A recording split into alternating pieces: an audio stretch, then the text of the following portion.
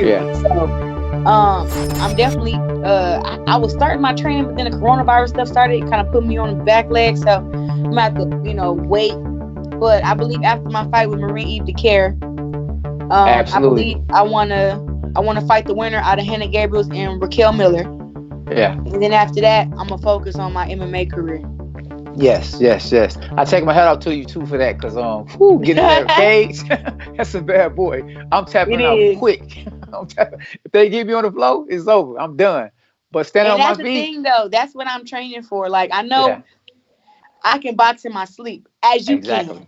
Exactly. Somebody can bust in my house. I could be butt naked, and I jump up and know exactly how to stand and how to fight and everything, and get the job done. Absolutely. So it's more of like, if I can't do that in MMA, that's a problem. I don't want to go in there giving nobody an advantage over me. Like, oh, I don't know how to wrestle. I don't know how to get out of this position. I don't know how to get off my back. I don't know how to submit somebody. I want to know all that stuff before I get in there, so I can know, she's more experienced than me, but at least I know how to do this stuff where I'm not like completely blind. Absolutely. Yeah. Now, you know today is May the 9th. And we don't supposed to be doing this interview. You're supposed to be in the ring. I'm supposed to be there front row or watching on Showtime. How do you feel that the fight actually didn't happen? Because not only you don't have a chance to be another world champion, that'll be what, your 10,000th belt and another belt and money. This we're talking about a bigger person. Seems like every time you fight, your purse get bigger too. Yeah. So the world is going through a pandemic, and I already seen it coming. Mm-hmm. That they would, that they would reschedule the fight. But I was more than ready to get in the ring and challenge Marie-Eve Dicaire. She's 17-0. Absolutely. From, I think, Quebec, Canada. Just a really good fighter from what I've seen. She's southpaw. She's my first southpaw that I fought against since I've been pro. Yeah. So I was looking forward to that challenge and showing, how crafty I could be against a southpaw. And just, doing better than I did my last fight. Even though my last fight was a shutout, and I beat Ivana ass down easy. Wasn't even a contest. I don't even know why she showed up. That's right. Ivana shouldn't even showed up. She had to weigh in eating ice cream just to get her ass whipped. Stupid. Yeah. Anyways. Yeah. But Marie-Eve Dicaire is like, she's either number 1 or number 2 at 154. She got the IBF belt. And that's what I was like, you know what? I want to make my claims here at 154 in my third division. And then once I become undisputed at 154, I don't want to leave my fans without the Hannah Gabriels rematch. Yeah. I don't think it was my toughest fight, but everybody else think that. I think my toughest fight was with Franchon. But I guess since more people seen the fight with me, with over 500,000 people seen the fight with me and Hannah Gabriels, they think that our fight was the toughest because she knocked me down first round. But she took an ass whooping too. But overall, I would love to fight her again and prove that not even about the knockdown, but more of just show her that I guess you kind of got lucky with the knockdown because once I school her at 154, she's not going to even be able to piece it together on how she even did at 160 because I'm a fight way better even though I'm coming down in weight. But all in all, I look forward to fighting Marie-Eve Dicaire. I think she's a good fighter.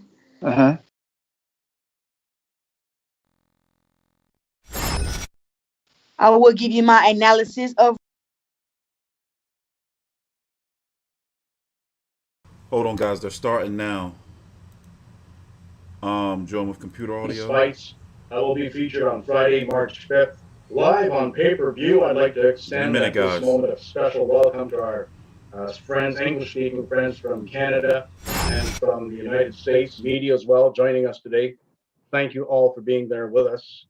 Claressa Shields contre Marie-Eve Dicaire, 10 rounds pour le championnat du monde unifié WBC, IBF, WBA et WBO. C'est un combat historique le vendredi 25 mars prochain à 21h en provenance du Dordt Financial Center à Flint, au Michigan.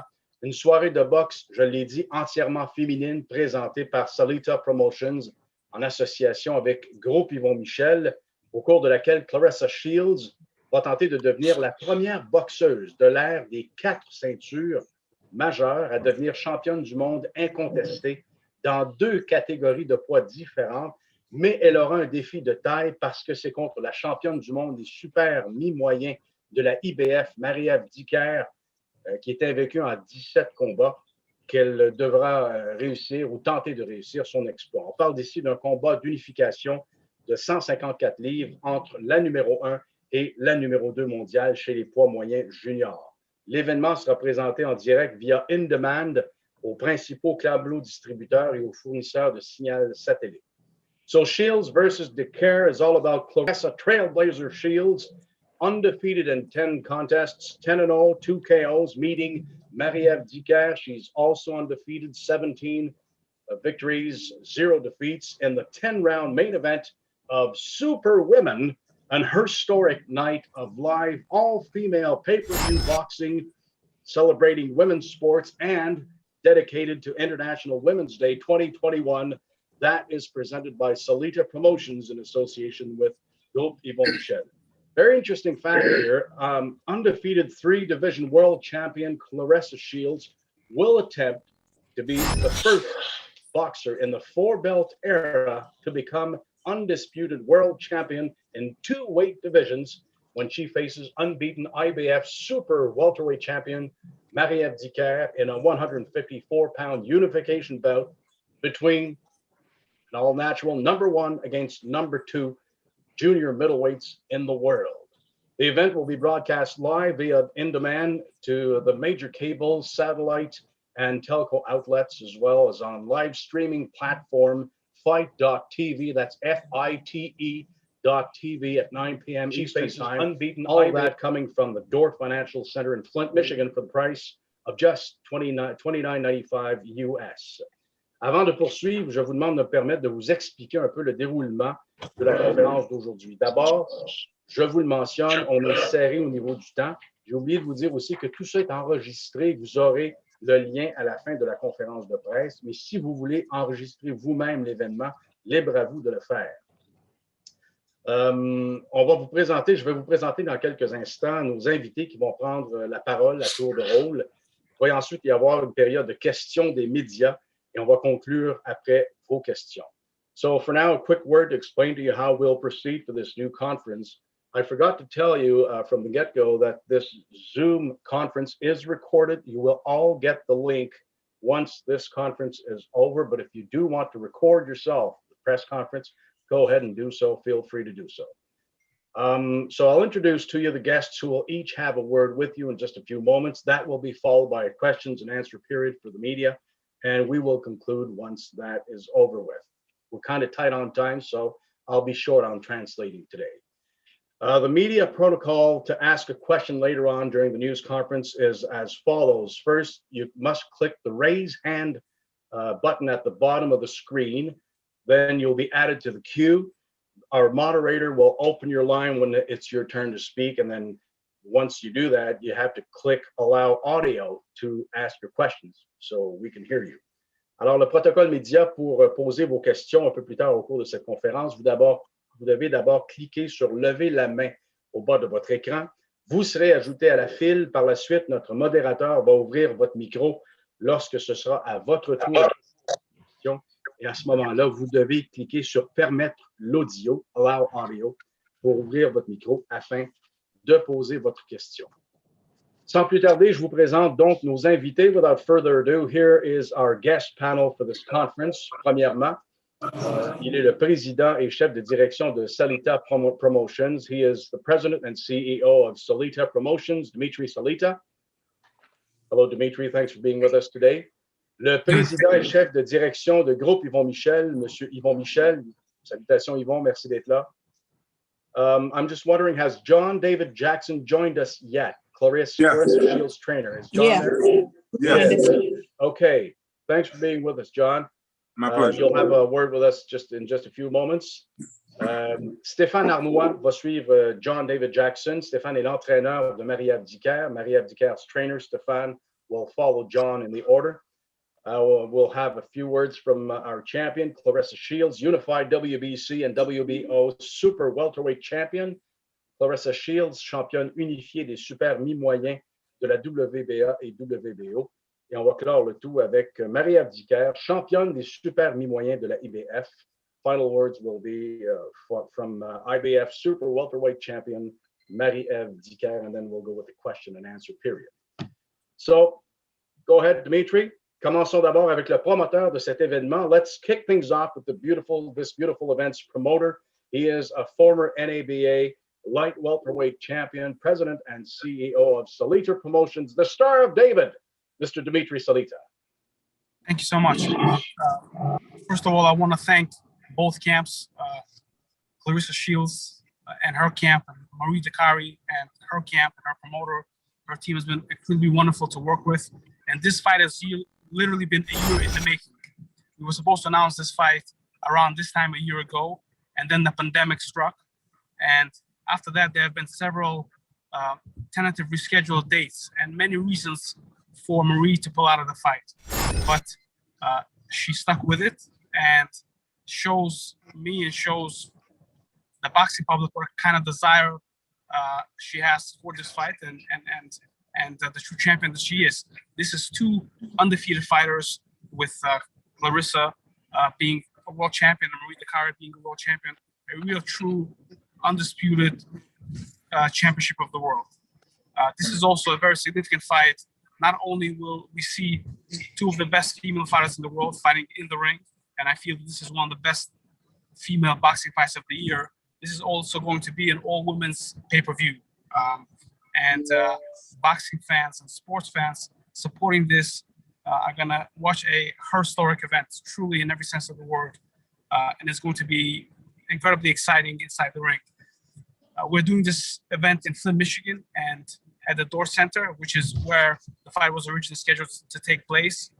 It has capacity of about 5,000 people, but due to COVID restrictions, we're going to have 200 people, and tickets just went on sale. So those that want to attend the event, please go on the Federal Door Center website and purchase your tickets.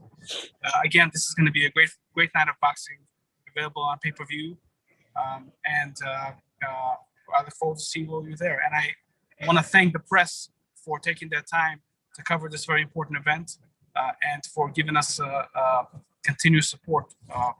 Thank you. Y'all paying $30 for this shit? I am. Thank you so much, Dimitri. Je traduis rapidement. Il a parlé d'un combat qui a été reporté à quelques reprises pour diverses raisons, mais de deux boxeuses championnes du monde invaincues. C'est un de vrai combat de championnat du monde auquel on va assister le 5 mars prochain. Le Dort Center, la capacité de l'amphithéâtre est de 5000. À cause de la COVID, ça a été réduit à 200 personnes seulement qui vont pouvoir assister, mais par la télé à la carte à un prix très raisonnable. Les gens vont pouvoir vraiment être témoins. I'm going to mute it, talk to you guys for a little minute while he translating. Well, thanks, Dimitri.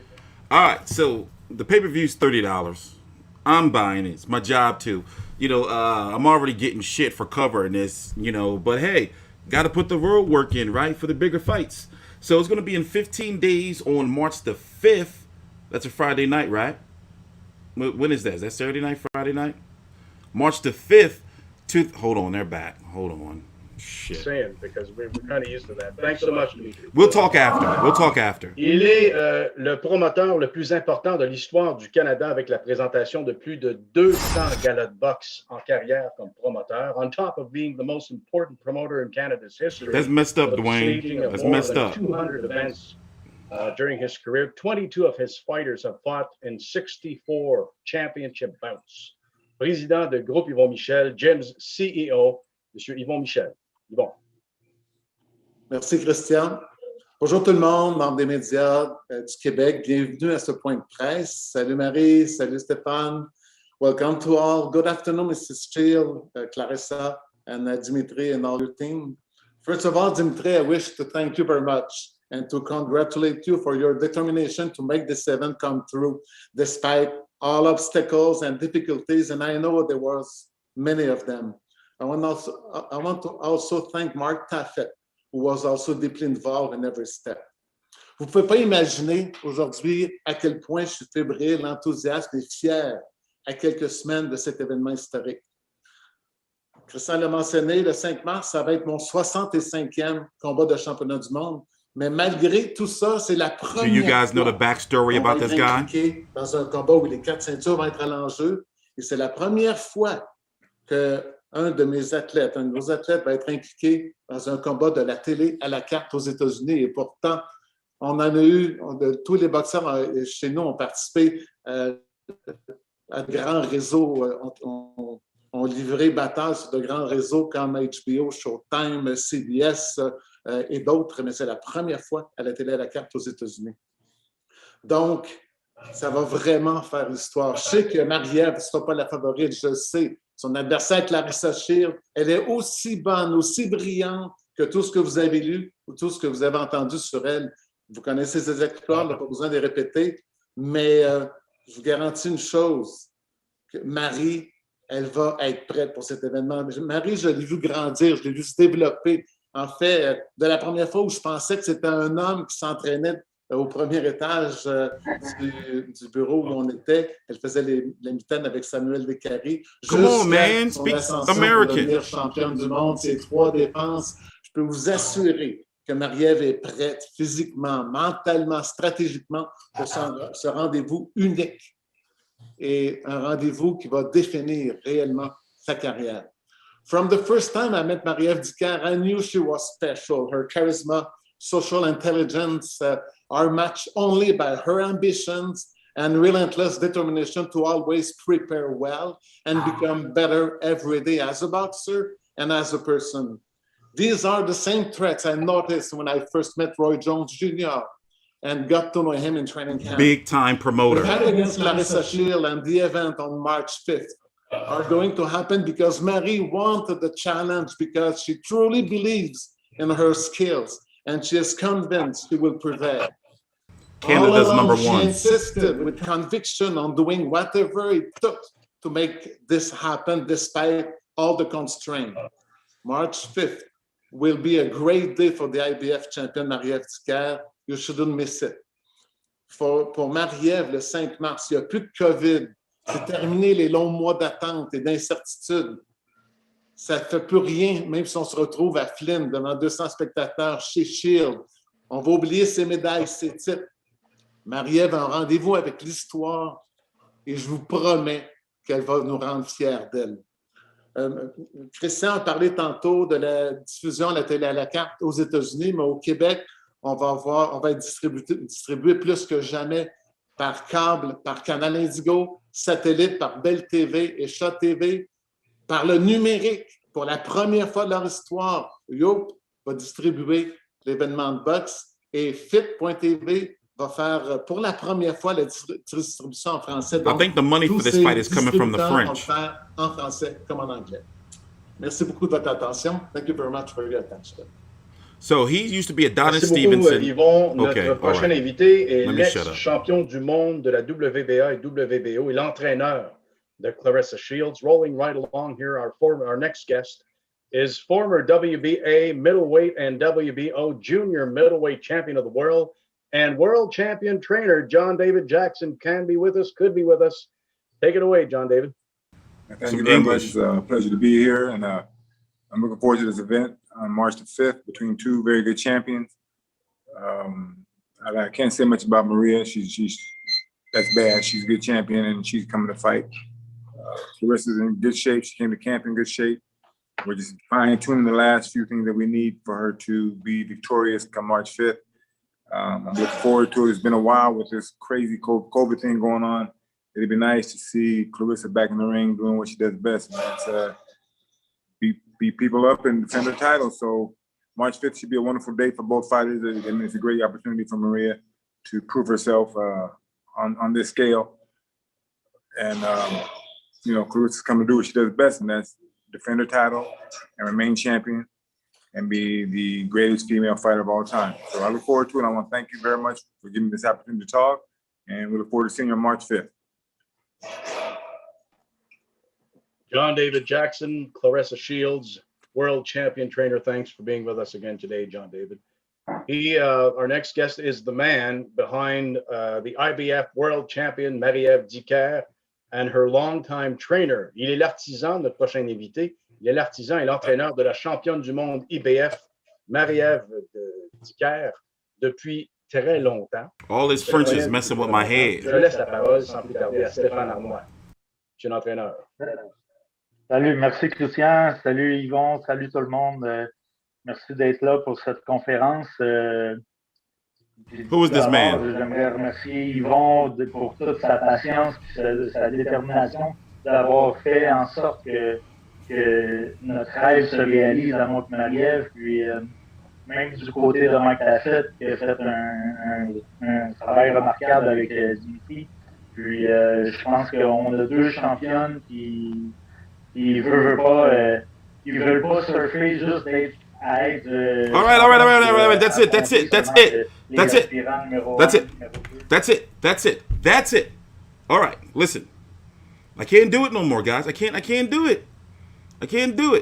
So we're gonna cut back when they start speaking, no disrespect to the French, but let's talk about the fight. It's going to be $30 on fight.tv. I'm guessing that the bulk of the money, of the purse money and the TV money is going to come from the Canadians and the French, is what I'm getting from this. It's going to be on March the 5th at 9 p.m. Eastern for $30. $30. Anyway, who's this man? Is he one of like the co-promoters or something?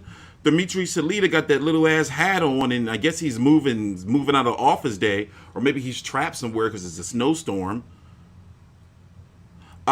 This girl, Marie-Ève Dicaire, I believe she has a really good chance to defeat Claressa Shields if she stays on her bike. Now, will she win? I'm not going to say that, but it is women's boxing. We saw what happened with Hannah Gabriels. That was a very close fight. Claressa Shields is talking about rematching her before she goes to MMA. She's been signed by the PFL. Where is the PFL rank between, we know UFC is number 1, Bellator is number 2. Where is PFL rank in regards to one championship and, along those lines? So, a lot of people are bitching and complaining because it's like, how is she getting... Okay, let's go back and see what they're saying. Let's go listen in. J'ai pas dit Dicaire tantôt. Mais in a nutshell, what Stéphane just said. Perfect timing. He knows. He and Marie-Ève know very well. Claressa is an accomplished athlete and a tremendous fighter, and they expect her to be at the top of her game come March 5th. But what he was saying is that Marie-Ève has never been in a better physical and mental condition, and that as such, Claressa is in for a hard night come March 5th, with all due respect. Notre prochain invité, vous la voyez déjà, la championne unifiée des super mi-moyens de la WBA et WBO, invaincue en 10 combats, 10 victoires, aucune défaite, 2 KO. She is the only American to win back-to-back Olympic gold medals and the most accomplished amateur boxer in U.S. history. She has won 9 world titles in 3 different weight divisions faster than any man or woman ever in history. The undisputed middleweight champion of the world, please welcome Claressa Trailblazer Shields. Go ahead, Claressa. Hey, everybody. T-Rex Shields. Happy to be here. I want to give a shout out before I get started on my rant. I want to talk, thank my manager, Mark Taffet, for just staying in contact with Marie-Ève Dicaire so we can make this great fight happen between 2 undefeated champions. I want to thank my promoter, Dimitri Salita, for, also keeping me encouraged, because it was some things that kind of was making me upset about the fights being postponed and canceled and everything. So just a big shout out to him, and a big shout out to Fight TV for putting us on as the main card to be the main event. I'm super excited about this fight. I think that Marie-Ève Dicaire, I think that her record speaks for itself. 17-0, 0 losses, 0 knockouts. Me being 10-0 with 2 knockouts. Supposed to be 4, but no need to brag on that. But I will say that just to speak on what her coach said, or Yvonne, one of them, there's only one Roy Jones. And Marie-Eve Dicaire, just as great as she is, I don't think you can compare her to Roy Jones. And but up in my case, talk that there's sass. only one greatest woman of all time, and that's me. I respect her skills and everything, but I don't think that Marie-Eve Dicaire thinks that she's going to win this fight. I just don't feel it. It's not like I don't think she's going to come to fight, but she hasn't been promoting the fight. I haven't heard any trash talk, or I haven't heard her say what she's going to do. And that's not a thing of, oh, if you yell or if you bark too loud that you're scared. But, you know, at the end of the day, we're all fighters. You know, we are fighters. We're not getting in the ring to have a slow dance together. We're getting in there to rumble. So just like her coach said, she's in the best shape of her life and she's in the best mental space. So am I. I've never had to prepare for an opponent for a year. And that's what it's been, getting prepared. So she's on the pictures at my gym everywhere. We watch film of her every day. And I don't like take prisoners. So March 5th, I'm not coming to be Marie's best friend. I'm coming to kick her ass. And I hope that she's ready for that.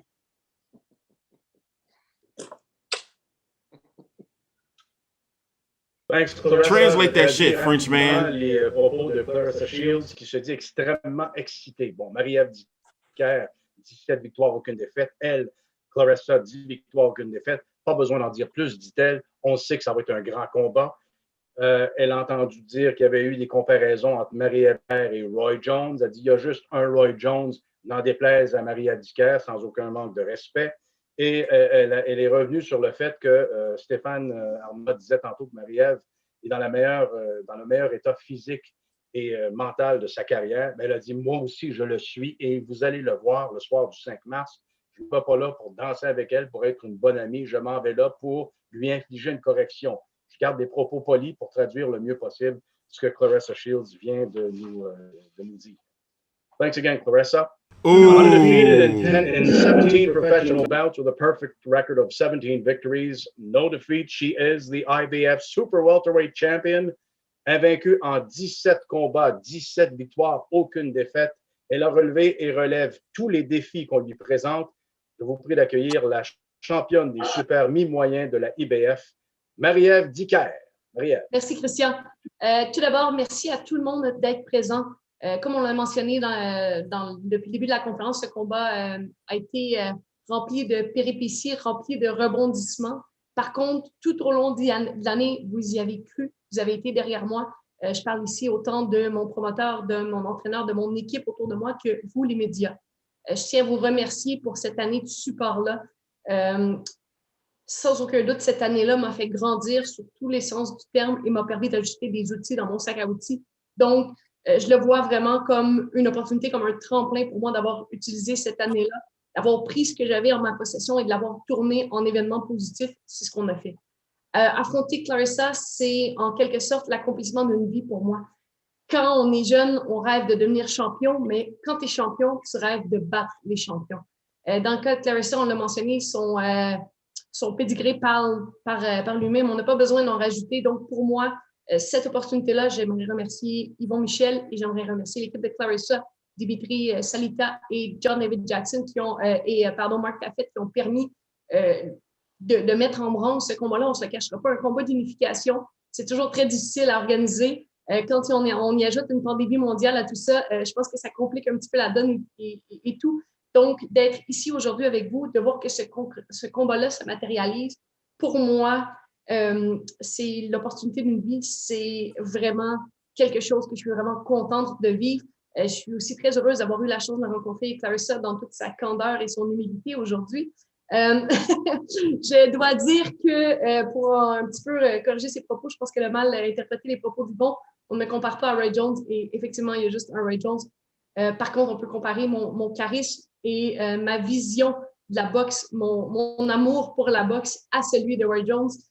Donc, pour moi, le 5 mars, c'est vraiment une opportunité en or. Et comme depuis le début de la carrière, à toutes les fois où il y a une opportunité, j'y vais à bras ouverts, je saute dans cette aventure-là. Je suis devenue championne du monde. On a cherché un nouveau défi. J'ai affronté mon aspirante numéro 1, Michaela Lauren. On me donnait pas cher de ma peau dans ce combat-là. J'ai relevé le défi. Donc, plus le défi devant moi est grand, plus moi, je performe, plus je carbure à ça. Je sais que je suis nettement sous-estimée dans ce combat-là. Je suis un petit peu underdog en quelque sorte. Pour moi, c'est comme si le monde entier me disait « Marie-Ève, t'es pas game ». Et ce « t'es pas game » là, vous n'avez pas aidé combien de fois dans ma vie, ça m'a mis dans le trou parce que j'ai fait des niaiseries à cause de ça. Mais le courage que ça me donne, la détermination, le guts que ça me donne, c'est un petit peu cette position-là dans laquelle je me trouve et j'adore ça. J'espère vous voir en grand nombre le 5 mars parce que ça va être un combat à ne pas manquer. Christian, you want me to translate it or you prefer translating it? Okay, Go ahead. You're the one we want to hear, not me. Go ahead. Okay, great. I'm going to try to take my best English. I watch a lot of English TV, but this is not my first language, so hopefully you'll understand my point. This event is huge for me. It's an opportunity that I've always dreamed of. As a kid, you want to become a champion, but when you become a champion, you want to be the champion. I have a lot of respect for Claressa's pedigree. I have a lot of respect for her accomplishment, but I know I can challenge her. I know I can be in the same ring as her, and that's what's going to happen on March 5th. So I would like to thank my promoter and Claressa's team for putting on this event, for making it happen. Doing a unified bout is already complicated. There's a lot of stuff to deal with, but when you had a world pandemic on top of it, it makes it even harder. So for all the year, all the medias, all the people around me supported us. They were with us in that adventure. So I'm really happy to she speaks English. share this moment with you. I thought y'all knew that. Following all from the beginning this, I would say this adventure, and I'm looking forward to see you all March 5th. Excellent. Merci infiniment, Marie-Ève. All my translation notes down the drain, and that's just fine. That's the way we want it. We have now come to the question and answer period. On est maintenant à la période de questions des médias. Je rappelle le protocole. Si vous voulez poser une question, vous cliquez sur lever la main au bas de votre écran. Vous serez ajouté à la file. Notre modérateur ou modératrice, dans ce cas-ci, va ouvrir votre micro lorsque ce sera à votre tour de poser votre question. Et pour poser votre question, vous devez cliquer sur « Permettre l'audio » vous-même au bas de votre écran, de façon à ouvrir votre micro pour pouvoir poser votre question à qui de droit. So again, the media protocol for the question and answer period now is to click the raise hand button at the bottom of the screen. You'll be added to the queue.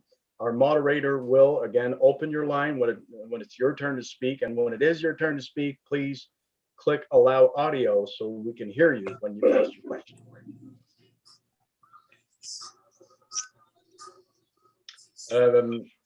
Est-ce que c'est moi, Claire, qui donne la parole ou c'est toi? Vas-y, Francis Paquin.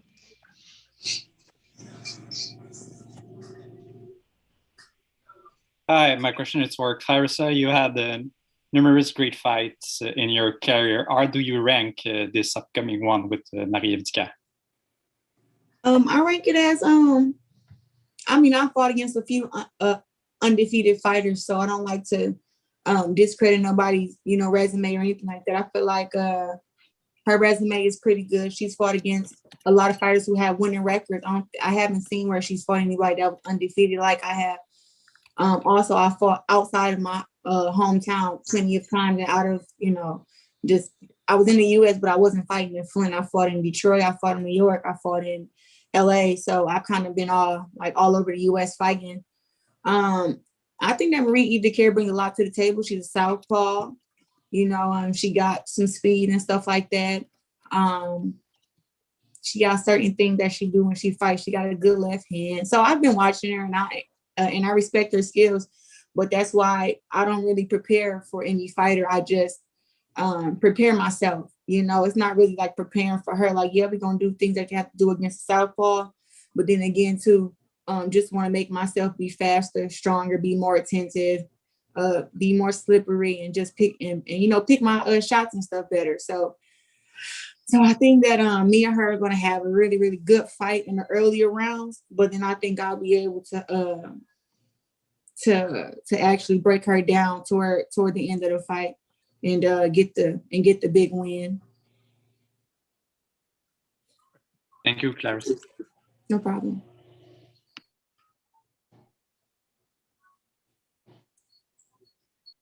Bon, ensuite, j'ai un message. Tu devrais avoir les mains levées, tu peux coller les shots. Très bien. Jean-François Chabot, à vous. Hi, Claressa. Thank you for being with us today. I would like to ask a question that I had the chance to ask Marie-Ève a couple of weeks ago. Boxing has been going through a situation like unprecedented, we've never seen before. And I wanted to ask you how you managed with all the on again, off again situation regarding this coming fight. How difficult was it for you? How did you do it? I can say like it was very difficult, not just with the pandemic, but you know, like the pandemic, everything being closed down, you know, having to be in a house, fight schedules, fights canceled. It was super frustrating, but I just felt like God was setting up, you know, he was canceling things to make things be bigger. You know, I felt like he was set, he just had a bigger plan. So I guess Showtime main event wasn't big enough. And even fighting, you know, with Dana White wasn't big enough. And I think that God wanted us to have this opportunity to fight on pay-per-view because women boxers need this, you know. So even though I was upset about all the cancellations and everything, I just like to humble myself and just know that God was setting something up for the bigger picture. So this is great for me and Marie Dicaire and all the women on the card. But overall, it's just great for women's boxing. And that's my whole cause. You know, women's boxing, equal pay, equal rights, equal opportunity. And we're not the only sport that is going through this. And other sports have taken the same lane to where, you know, they're fighting on their own. Well, they're playing on their own networks and getting all the revenue from their streaming and from their audience. So I think this is a great step for women's boxing. And people are going to take after our footsteps after this. But I just continue to just pray, continue training and giving myself breaks when needed so I wouldn't overtrain. But just kind of having that balance. You know, I was at home in my hometown. I also signed to MMA. So I spent time at Albuquerque training for MMA. I spent time at home training for boxing and then MMA. And I spent a whole lot of time with my family, which was what I think much needed, because just over the years with me accomplishing everything that I've accomplished, I'm never at home. I never get to spend time with my family. I don't get to celebrate holidays like, you know, Thanksgiving and Christmas. And this year I was able to celebrate that. So even though I would have loved to be fighting, I can't say that I didn't enjoy like the downtime and being able to have some time with my family. So it was a few things that helped me get through it, but basically that's it. Thank you very much, Claressa. No problem. All right, thanks, Claressa. Merci, Jean-François. U.S. Media next. R.L. Woodson, take it away, R.L. Hey, thanks for your time today. How you doing, Claressa? I'm fine. How are you? I'm pretty good. Hey, based on when we got the update of where you were in this camp and getting ready, it seems like it's a little shorter than later. Is there anything with coming over from New Mexico? Is there anything from the MMA training that allows you to kind of shorten this camp a little bit? I didn't shorten this camp. I gave 6 weeks to this camp like I do every other fight. Okay. I know sometimes we hear 8-10 weeks, so that's why I thought it might have been a little short. But of course, you know, I've never trained 8 to 10 weeks for an opponent. That's just not. And I think also too, usually I'm a lot higher in weight when I'm trying to come down. I've been at 168 for the past 3 to 4 months. So usually I walk around at about 185, you know, but I've been handling my weight a lot better. Just eating clean just throughout the whole pandemic and everything, to where I don't have to have those weight problems, because I got a big year in 2021. So I don't want to get that big anymore. And I want to keep my weight at 171, 165-ish. So that's why sometimes I may start camp a little earlier, but the most that I've ever had a camp was 7 weeks. I've never done 8 to 10 weeks for a boxing camp. Okay. Yeah. Congratulations on this move. I thought I heard the frustration and everything, but I thought it was dope that a couple of weeks later, like you solved the problem and came out with this pay-per-view. So salute to you on that. What was the major detail from your business team, that made you comfortable, that let's go ahead and do this? I mean, it's a huge risk. I don't know the certainties of this fight. I know that I'm training to win, but when you talk about pay-per-view buys, this is our first pay-per-view showing for women's boxing in 20 years. So this isn't like this something that we've been doing and we expect to get this many numbers. We don't know what to expect for numbers. I know that it's gonna be a hell of a fight. That's what I know. And people who love boxing are gonna enjoy this fight. And that's kind of what I'm putting my focus on. But me and my team just said it's time for us to step out on our faith and take some risk and just show the world that women's boxing is here and that we will not wait on the opportunity to fight against another world champion. We're not going to wait on the network to give us the opportunity. We're going to go out there and make a way for ourselves and make the biggest fight and just kind of roll with the punches. And I feel like this is a great fight to do it with. And hope, and I think that it's giving other girls in the U.S. hope that they don't have to wait on the networks to give them big fights either and put them on TV. Like they can go off and do their own pay-per-view, have a streaming, and have all their fans tune in, and that will, predict on how much they get paid, because women in boxing don't get paid a lot anyway, but they give us all these excuses to why.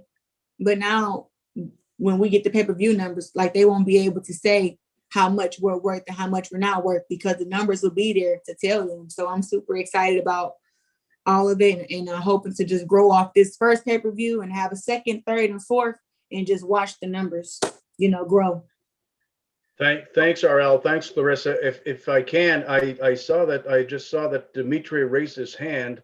Did you want to follow up on this, Dimitri? I do. I want to add to it. So I just want to say, Claressa is the first woman in the United States history to ever fight out, to have a headline a premium cable network television show. That was in her second professional fight. She was a main event on Showtime, and she, for the MGM Detroit, and also sold that venue out only in her second professional fight.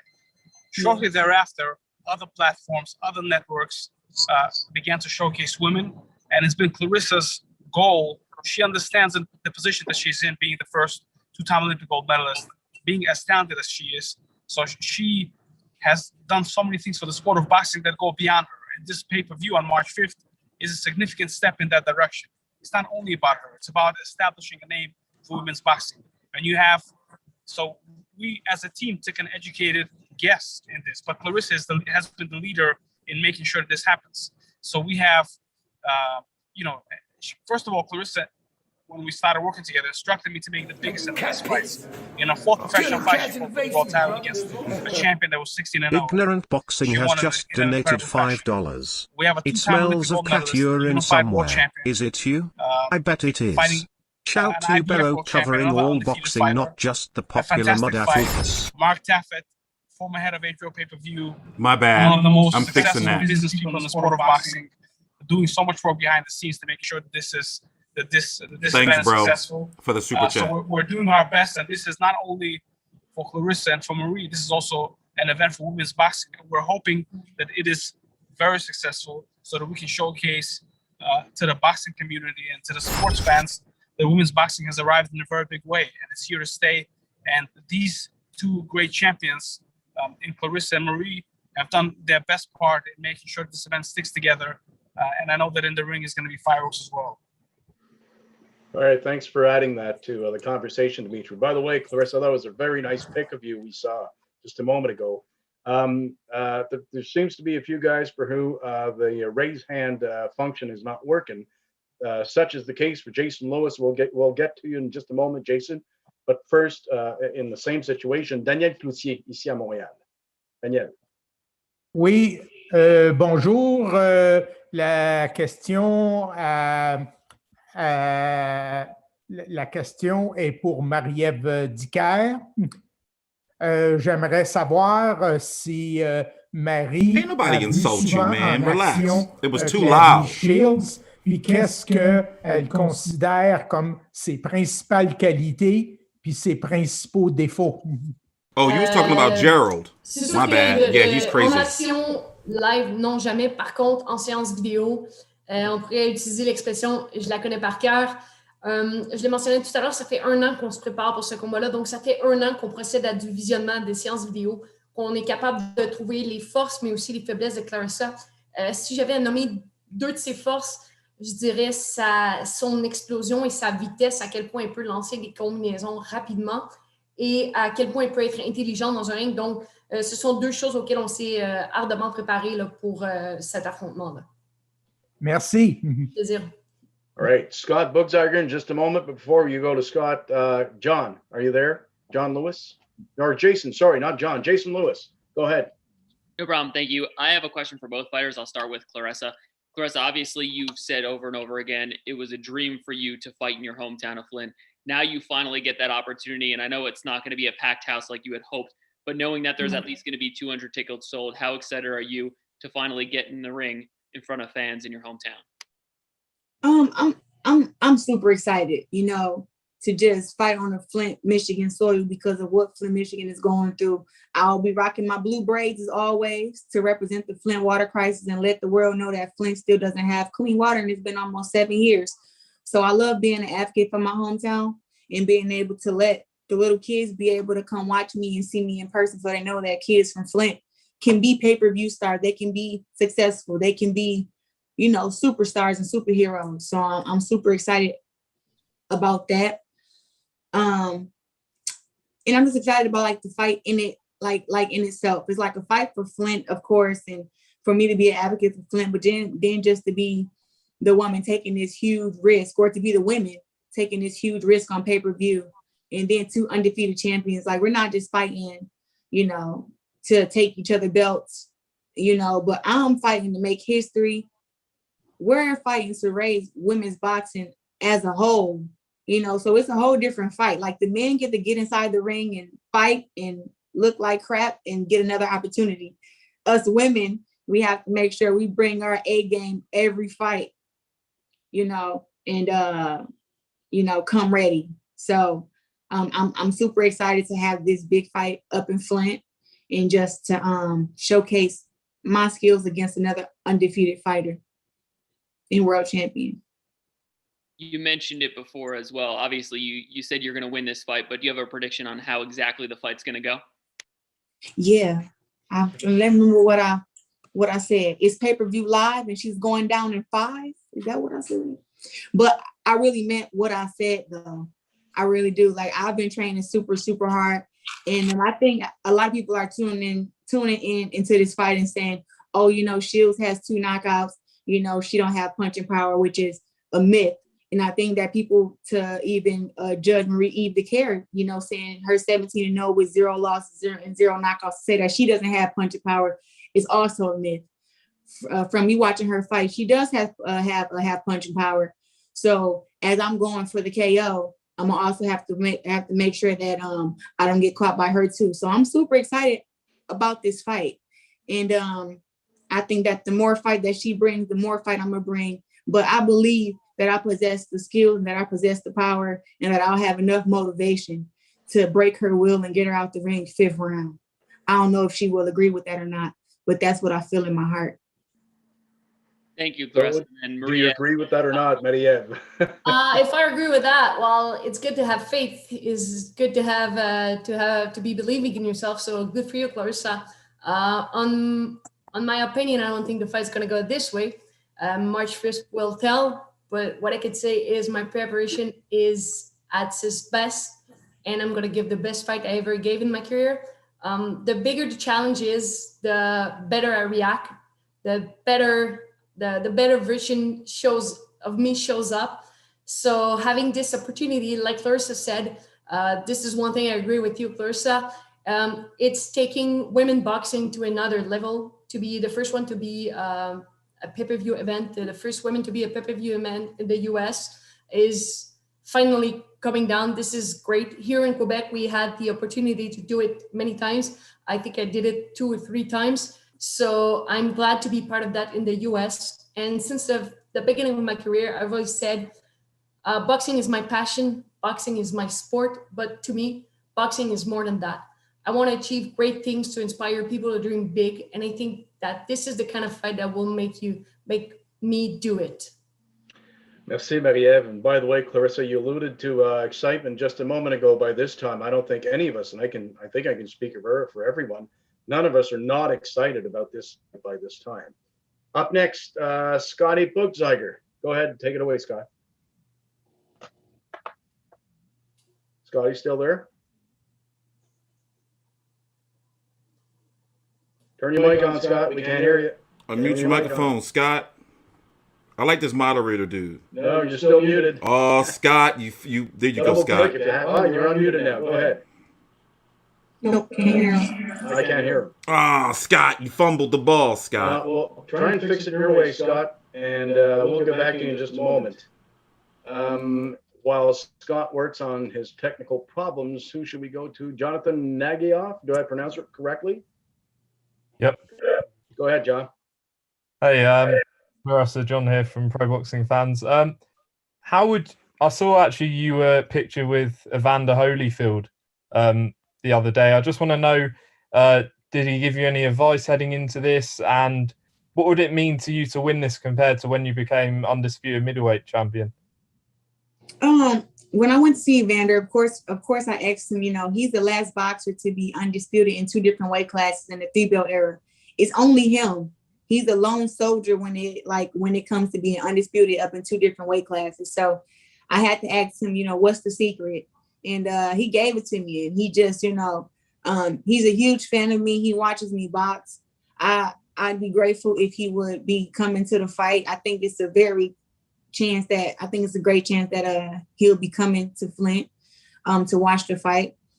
But just having the talk of just how hard to train, how to focus, how not to let all the pressure get to me, because it is a lot of pressure being a woman fighter and fighting pay-per-view and the numbers and just the training and performing. It is a lot of pressure. But he had told me, he said, never stoop down to people's level and always stay on your level. And I'm not going to give the gist of that convo, but it was more of everybody tries to say, or people tried to criticize me on when I first started boxing, when I was knocking girls out, when I turned pro, they were saying Claressa Shields is all power. I switched it up and started boxing girls' shoes off and getting unanimous decisions. And now it's Claressa, she only has boxing skills. She doesn't have any power.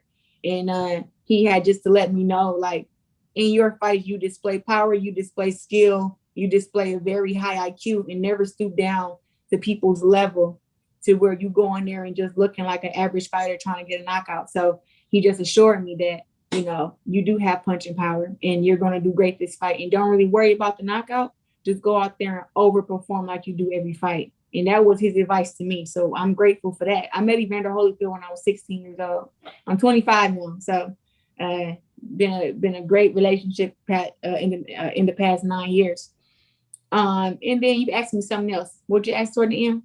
Yeah, how would it compare winning this to when you became undisputed middleweight champion? You know what? I really wouldn't be able to explain that. After I beat Christina Hammer, I don't know why they painted her out to be this big bad monster or whatever, and she wasn't.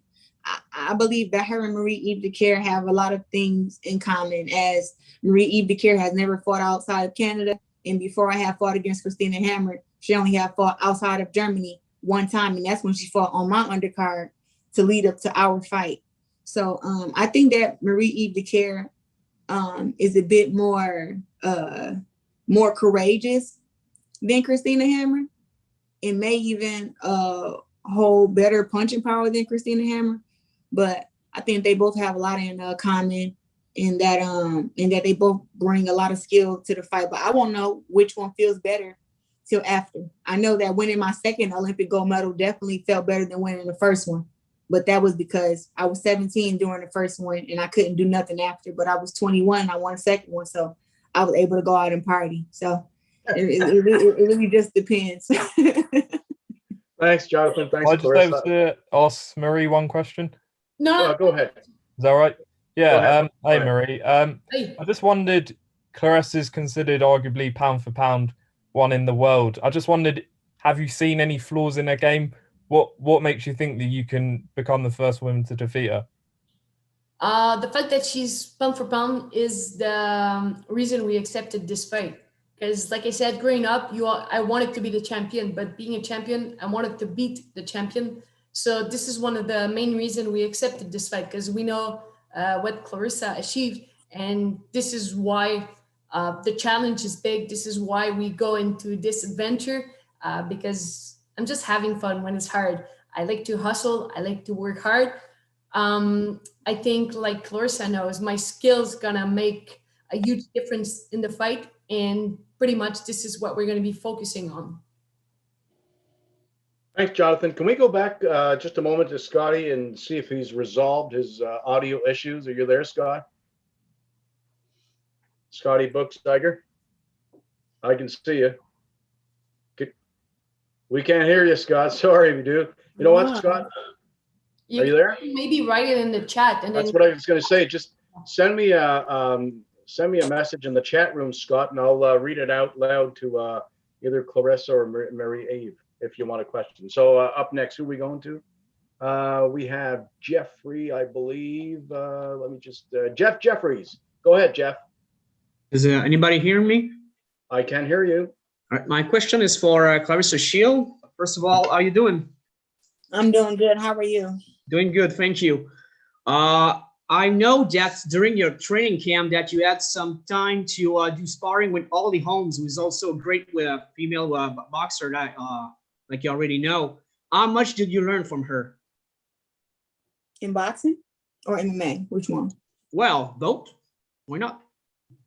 Well, you learn something from everybody. Me and Holly Holmes did kickboxing sparring together, so that considered with punches and kicks. It was more of me just learning like the distance of everything that goes into MMA. But we haven't done our boxing sparring yet because she hasn't had the time to come down here to camp. But I spar later on today at 5 against some guys. But she was great to learn from. I mean, she kicks high as hell and she's super flexible. And she's the only boxer to go over from boxing to MMA and actually be successful. So I'm hoping that, down the line that I can do the same as she did. I just want to be boxing champion at the same time when I become MMA champion, to do it at the same time. All right. And you face professionally only one southpaw, Sidney LeBlanc, during the early days of your career. How much did the Dicaire southpaw is a concern to you? It's not a concern. I'm a 2-time Olympic gold medalist, and I've traveled the world, and I've been on top of the world plenty of times. I fought against plenty of southpaws in the amateurs. I fought against them in the world championships. I fought against them in the Olympics, and it's just a switch. Brownish press conference at 3 o'clock. If I wanted to, but I'm better orthodox. So I would just say, I think that she, just like any southpaw, she possessed some tricks and she got some different kind of movement that she can do, and she may be awkward at some times and some points, but it's still a fight.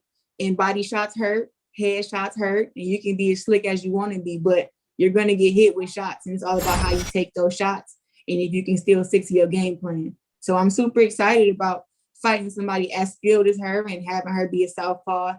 And for people to think that I don't know how to fight a southpaw, it's just beyond me. But I look forward to it. I hope she knows how to fight an orthodox fighter, because we're also awkward to them, just as they're awkward to us.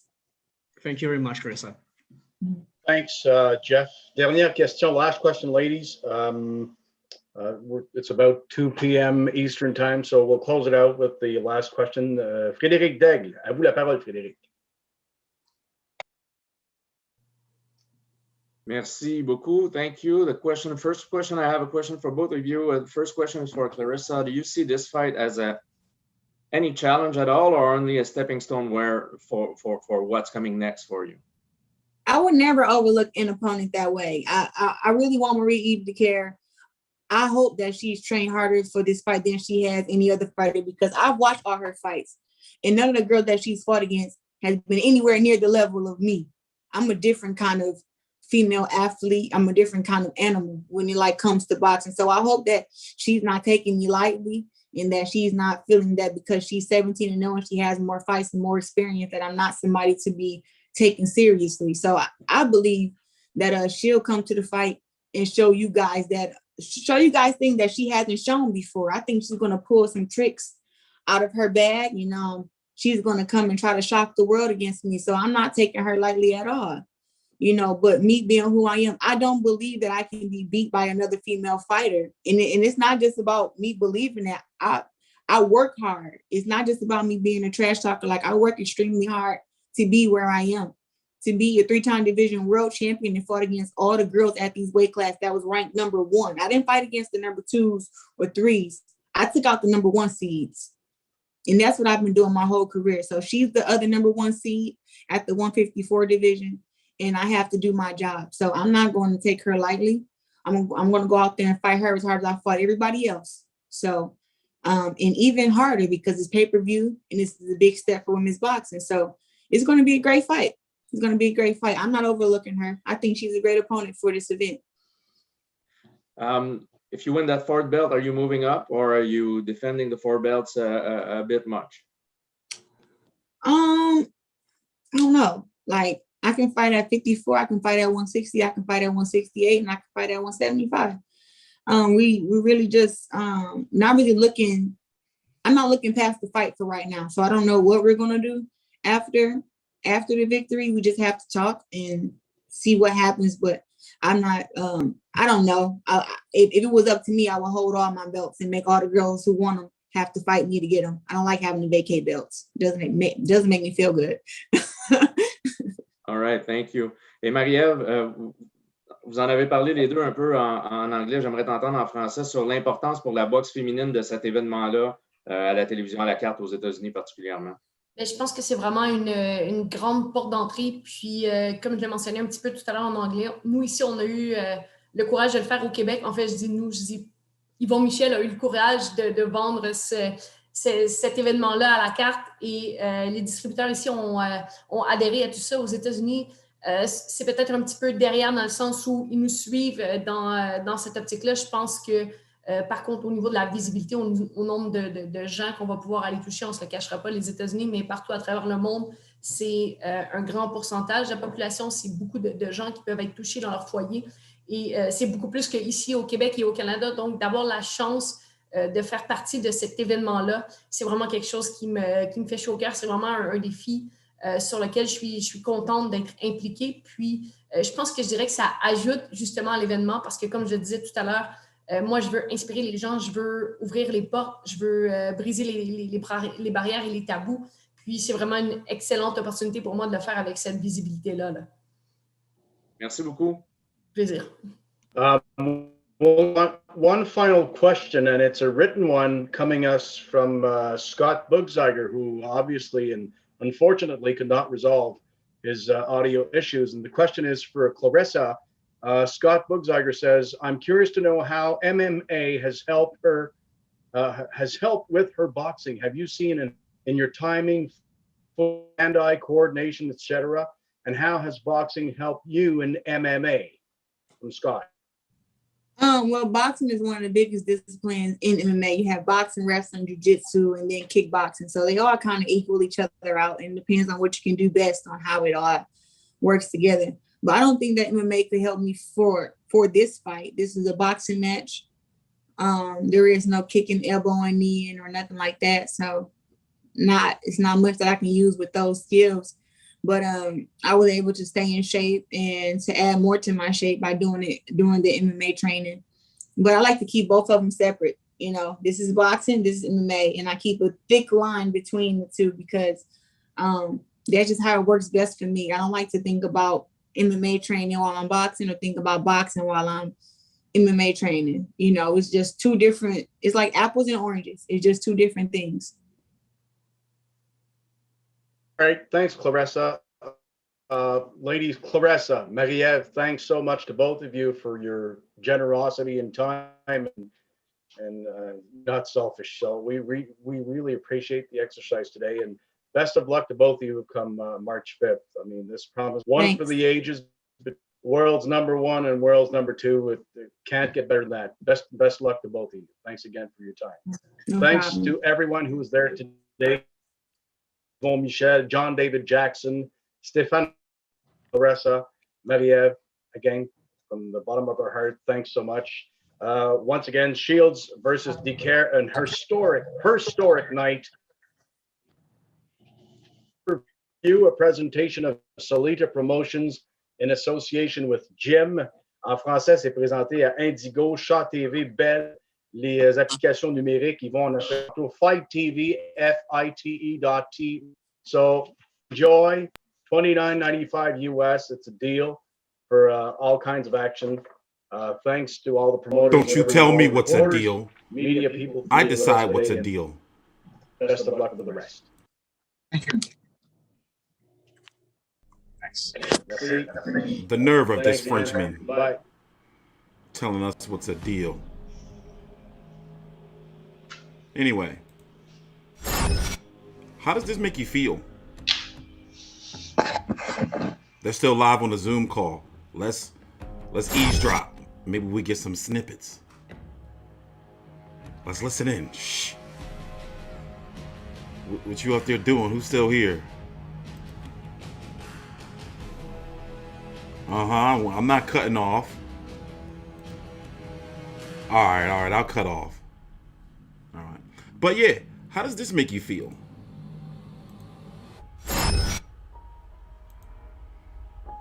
$30. 30 smackaroos. Y'all like that shit? Y'all cool with that? It's going to be on March the 5th at 9 p.m. on fight.tv. That's FITE.TV. Now, there's nothing on the undercard that's going to make you be like, ooh, this undercard is, let me motherfucking pull out the $30. Now, you can't count me. Obviously, I'm going to buy it because I got to cover it, right? And to be honest with you, I wouldn't be surprised if Claressa Shields loses. Now, I don't think she's going to lose. But this girl has an in-and-out style. Now, if Hannah Gabriels, here, let's go over here and look at it real quick.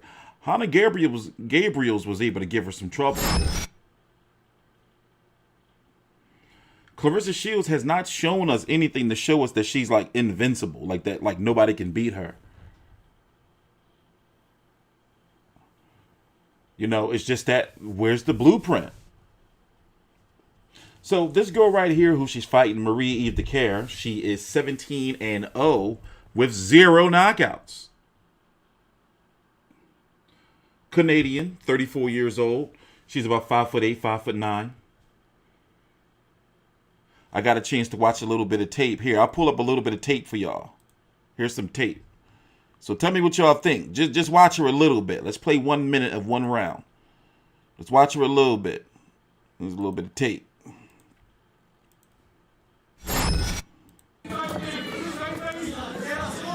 This girl in the blue, Michaela Lauren, she likes lesbian action. Like, she'll kiss you if you're another female.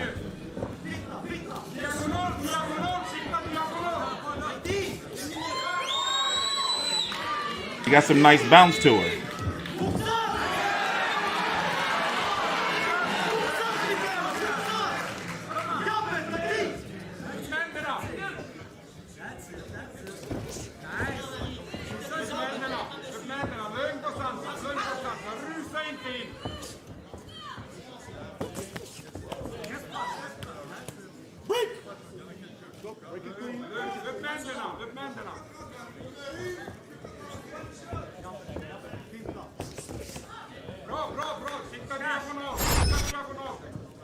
I don't know. That's a lot of balls though to put that pay-per-view on, for $30. I mean, they couldn't do 20.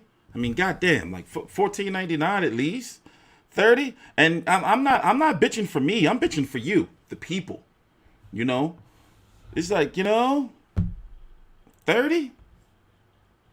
And it's some other shenanigans. Now listen, I'm sorry. We got to point out the shenanigans. Just because it's the ladies don't mean that they're exempt. They want equal pay and shit, right? So you got to take equal criticism. And this is not the ladies' fault. Let me show you this bullshit right here that I discovered when I was doing some research. By the way, at 3 p.m. Eastern, which is in about 53 minutes, it's going to be the Adrian Broner versus Giovanni Santiago Otto Wallin versus Dominic Breazeale, and Robert Easter versus Ryan Martin live virtual press conference. It's Adrian Broner's first virtual appearance since losing to Pacquiao. You know, he hasn't had a win since like 2016 or 2017 or some shit. That was a long ass time ago, and he barely won that. So what were we doing? What was I doing? Damn it, what was I doing? Damn, I forgot what I was doing. I told you my memory's shit. Oh, yeah. There's nothing on the undercard. And what I discovered was, look at this right here. Now, Claressa Shields, here, let me move here.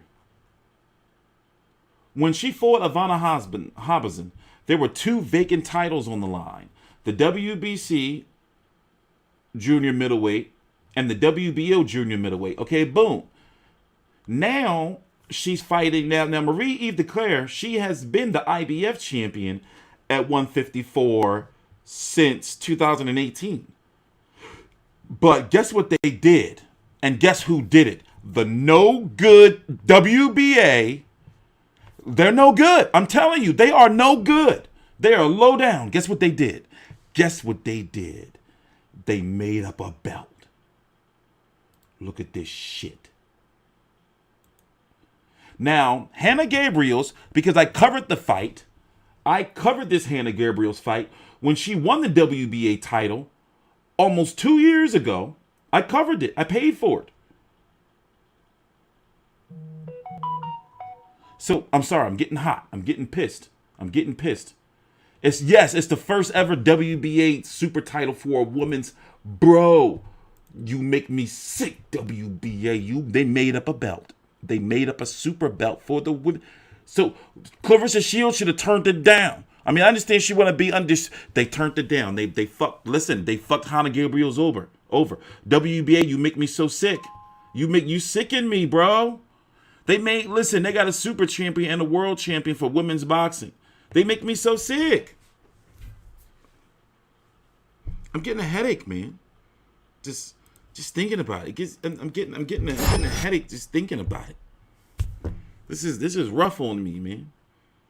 Like, they just made up a belt, and we supposed to just be like cool, like, oh shit. So it's like, now when I cover the fight, I can't call Claressa Shields undisputed. You can't just keep going around collecting vacant belts and be undisputed. And it's not Claressa Shields' fault. Shit. Put me in a tough spot. I'm in a bind, man. Because I got to call it like it is.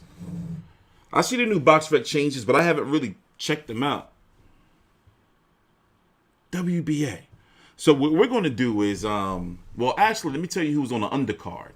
So it's going to be $30. March the 5th. It's a Friday night on Fight.tv at the Dort Financial Center in Flint, Michigan. You notice you got the bad water. That's fucked up. So in support of the historic, they're calling it herstoric, H-E-R, storic. Main event, a 10-round, 154, blah, blah, blah, Claressa Shields. Now the co-main is going to be an undefeated former amateur standout Danielle Perkins, 2-0 with 1 KO of Houston, Texas. Woo, hope she's having a good time down there in Texas. They're having a hard time. Will fight in an 8-round rematch of an exciting nonstop slugfest. She had Waycross, Georgia, with Waycross, Georgia's Monica Lay 'em Down Harrison. Okay, who the fuck are these people? Okay, it's time to fucking do some box. Stop cussing. I gotta stop cussing. Let me look this girl up. So this is the co-feature. If I'm covering the card, we should know what the co-feature is, right? Let me pull out the tape. Hold on. I'm gonna need some reading glasses, man. Damn, I'm getting old. Shit. Let me see. Hold on. Danielle Perkins versus, who's this girl? Monica with a K. Monica Harrison. Let's see. Let's find this tape of the co-feature people. They say, what does it says? Let's see the quote.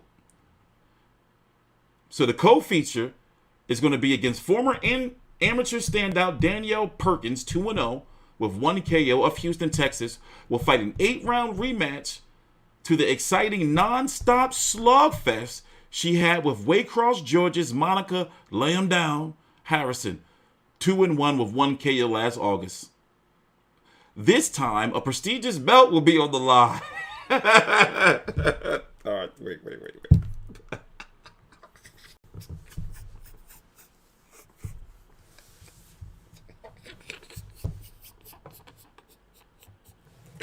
I'm sorry.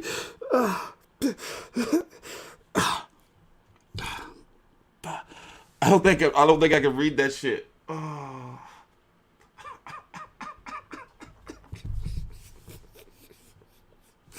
We gotta take a break. Oh, I found the fight. Oh, I found the fight.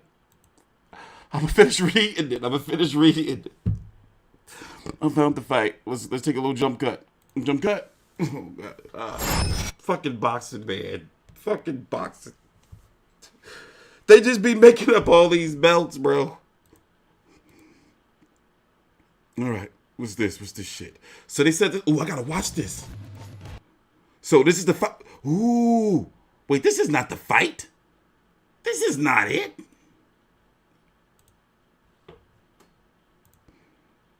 I'm looking for... Where's it at?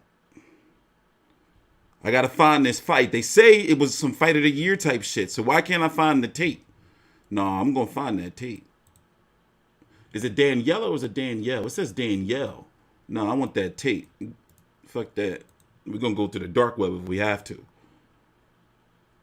Give me some tape. Ooh! I found the tape. August, this is the tape.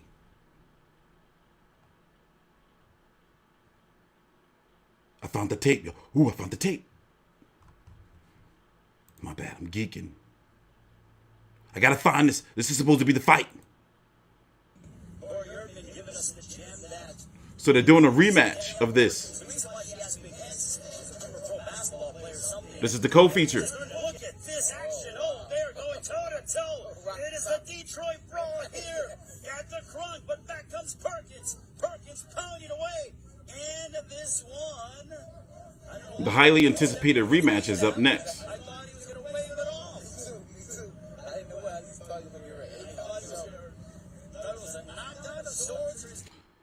So I could probably watch this fight. It's probably on a Salidas promotions page, but we don't have time to go look for it. So basically, the co-feature is this fight right here. It's going to be a rematch of this. So the main event is Claressa Shields versus Marie-Eve Dicaire for the WBC, WBA, IBF, and WBA super titles at 154 pounds. The co-feature is going to be this, a rematch of Danielle Perkins versus Monica Harris.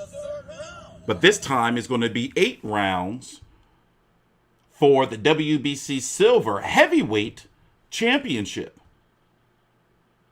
And in another outstanding matchup, undefeated fast-riding middleweight Logan the Golden Girl Holler, 9-0 with 9-0-1 with 3 KOs of Columbia, South Carolina, will look to continue her ascent up the 160-pound ranks against Newark, Delaware veteran Shamil Baldwin, 3-1-2, with 2 KOs over 8 tough rounds. All right, well, listen, we're going to be here. I mean, what the fuck am I supposed... I'm going to stop cussing. Listen, I'm going to cover the fight. So, what do you want me to say? That I'm not going to cover it? You want me to shit on the fight? I'm not going to shit on it. I'm not. I don't like that belt situation, though. How you just make up a belt?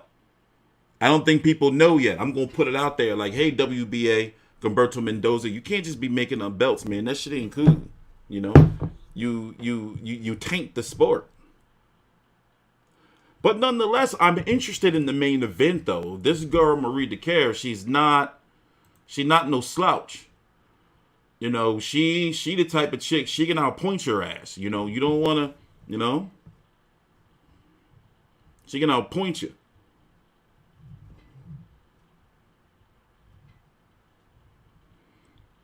But yeah. So what we're going to be doing is, once again, Broner is having, let me look at the schedule real quick. Broner's press conference his first major media press conference since he was defeated by Pacquiao over 2 years ago. So Broner and Giovanni Santiago is at 3 p.m. At 3:30, the Brazil versus Otto Wallin press conference. And then 4 p.m. is Robert Easter versus Ryan Martin. I already put the link up for that. Let me grab it for you right now. We're going to be covering that live in about 42 minutes. It's going to be lit. So if anybody's interested in watching, I'm interested to see the attitude Broner has. You know, tomorrow's the weigh-in. Broner weigh-ins are always drama and must-see TV. And then Saturday night, well, Saturday in general, we got the Josh Kelly middle of the day versus David Evanesian card. I'm probably not going to be able to cover that. 10 p.m., we have the 9 p.m. and 10 p.m., we have the Showtime card, the one that, you know, with Broner, when we're going to be doing the stream for later on in about 40 minutes. And then at 10 p.m., we have the Top Rank on ESPN card with the prospects and, damn it, I even forgot already.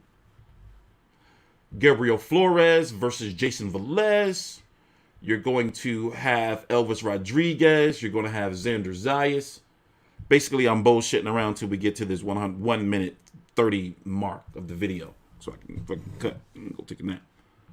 Or lay down on the couch. Hold on 1 minute. I don't know, man. I got a feeling that, you know, Oscar Valdez is going to look pretty good. Some are saying he should fight Berchelt on the inside. I think that's dangerous for him. I think he should box. I don't know. I'm on the fence. But what fight do you think people are going to be watching more of? Like, is Broner going to steal the night, or you think people sick of Broner, or people going to be watching the Mexican War? They're competing with each other. They're competing with each other. I'm exhausted, man. We got all this snow out there. I did 2 shoveling shifts. Had to go get a haircut, and I got to go out there and try to shovel a little bit more before the rain start coming down so I don't freeze before I get back and do the other stream for the Broner versus Santiago. So what I'm going to do is we're going to get up out of here, and you're going to see me again in another 40 minutes or so, or 25 minutes or so. So I'm T Street Controversy with Fight View 3.